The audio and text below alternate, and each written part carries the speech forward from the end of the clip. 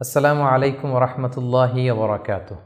আল্লাহ তাআলা ইরশাদ করছেন, ইয়ামহাকুল্লাহুর রিবা ওয়া ইউরবিস সাদাকাত। অর্থাৎ আল্লাহ তাআলা তিনি সুদকে মিটিয়ে দেন এবং সাদাকাকে তিনি বাড়িয়ে দেন। কালামুল্লাহ মাজিদে আল্লাহ তাআলা দানকে বা দানের উপমাকে তিনি একটি চারা বীজের সাথে তুলনা করেছেন। যেই চারা বীজে থাকে 7টি শীষ, যার প্রতিটি শীষে থাকে শত শস্য দানা। আল্লাহ তাআলা যাকে চান তাকে বহুগুণে প্রবৃদ্ধি দান করে থাকেন।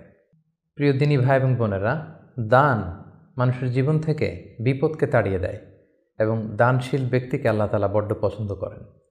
তাই আসুন দানকে আমরা আমাদের প্রতিদিনের অভ্যাসে পরিণত করি।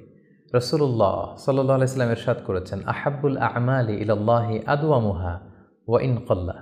অর্থাৎ আল্লাহর কাছে সবচাইতে প্রিয় আমল সেটি যেটি বান্দা নিয়মিত করে, যদিও সেটা পরিমাণে কম হয়। সম্মানিত সুধী, ফ্যামিলি সাদাকা বক্স একটি চমৎকার উদ্যোগ, যার মধ্য দিয়ে দানকে আমরা আমাদের হ্যাবিটে পরিণত করতে পারি। ব্যাপারটি খুবই সিম্পল। প্রতিদিন ঘুম থেকে উঠে এই ফ্যামিলি সাদাকা বক্সে কিছু না কিছু দান করুন এবং মাস শেষে দানকৃত অর্থগুলো সুবিধাবঞ্চিত কোনো মানুষের হাতে তুলে দিন। পরিমাণে যত কমই হোক, আসুন আমরা প্রতিদিন দান করি। আমাদের কোমলমতি শিশুদেরকে দানের ব্যাপারে আমরা উদ্বুদ্ধ করি। আমাদের প্রতিটি সকাল শুরু হোক ফ্যামিলি সাদাকা বক্সে কিছু না কিছু দানের মধ্য দিয়ে। আসসালামু আলাইকুম ওয়া রাহমাতুল্লাহি ওয়া বারাকাতুহু।